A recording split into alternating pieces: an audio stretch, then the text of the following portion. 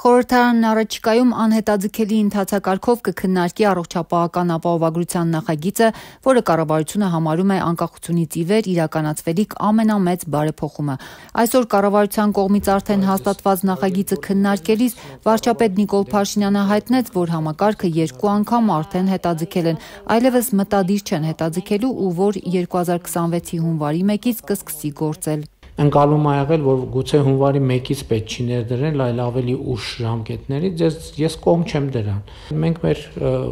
քաղաքական process-ները պետքա տանենք առաջ։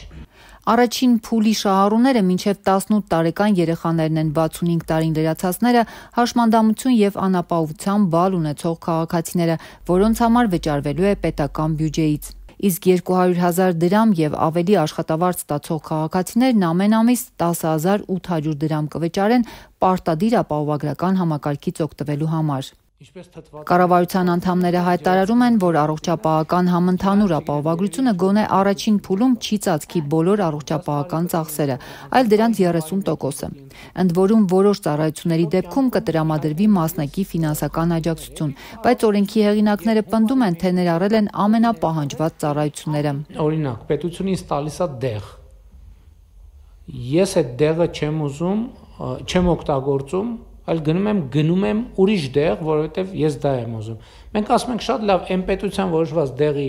կամ հիմա երևի մի քիչ ավելի շատ գումարը կտանք ձեզ, դուք ուզում եք ուրիշ դեղ ունեք հնարավորություն կամ ցանկություն ավելացրեք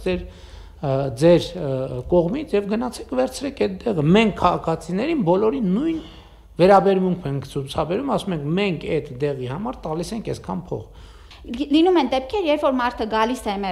էմերջենսիում ասում են դուք այս ծառայության կարիքը ցուցումը չունեք, պիտի հանձնեք որոշակի անալիզներ, օրինակ եմ բերում, եւ պիտի գնաք ձեր պոլիկլինիկայում, հանձնեք դրանք։ Պոլիկլինիկայում դրանք կլինեն փոխհատուցվող, բայց եթե անձը ուզում է ստանալ դա հիվանդանոցում, արդեն դա ծածկույթի մեջ չի եւ այո, նա պետք է վճարի այդ ծառայության։ Ինչ կլինի այն դեպքում, եթե քաղաքացին համոզված է, թե իրեն հիվանդանոցային բուժում է հարկավոր, մինչդեռ բժիշկներն այդ անհրաժեշտությունը չտեսնեն։ Արդյոք կփարատվի քաղաքացու անարդարության զգացումը կամ չեն լինի չարաշահումներ, երբ չմատուցված ծառայությունները գրանցվեն որպես մատուցված կամ ավելի քիչ մատուցելու դեպքում ուռճացված տվյալներ լրացվեն։ Նմանատիպ դեպքերով նախկինում քրեական գործեր են հարուցվել բժշկական կենտրոնների հետ կապված։ Գործադիրի ղեկավարի այս հարցին ի պատասխան առողջապահության նախարար Անահիտ Ավանեսյանն ասաց. Այո, վարչապետ, եւ ըստ էության սա էլ գործելակարգերի թվային լինելու եւ այդ քայլաշարերը պարզ թե բժշկական կենտրոնի համար եւ թե ապահովագրական հիմնադրամի համար պետք է փոխհամաձայնեցված լինի, որ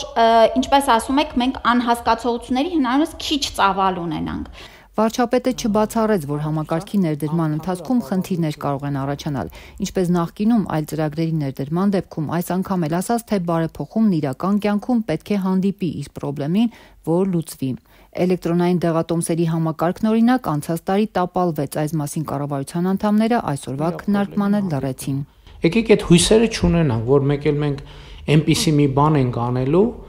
որը տենց առաջին վարքյաններից նենց սահուն ամեն ինչ գնալու է, որ մենք դա չենք նկատելու։ Չի լինում տենց բան, բնության մեջ ուղղակի այդպիսի բան չի լինում։